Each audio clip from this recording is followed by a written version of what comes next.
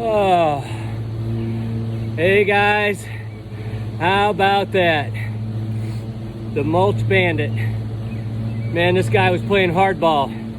My neighbor told me about him the other day. Actually, I was walking by his yard and I seen a MOLiminator flag, and he said he had messaged me. And man, I've been wanting to catch this dude ever since. I think there may be one on the other end of his house. But I saw where this looked fresh tonight. I come over, I walked it down, him and I talked about it, and I said that it looked like a really fresh area. And I haven't caught a lot in mulch, but man, there's got to be a lot of worms out here and just other bugs. So I'm supposed to be weed eating right now. My wife's probably watching me, wondering why I'm not back over in my own yard. But anyway, this guy, I saw where he worked it back up.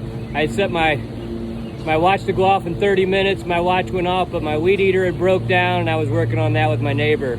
I walked back over, and sure enough, he had it pushed back up. So I know this neighbor is going to be really proud. He's new to the neighborhood.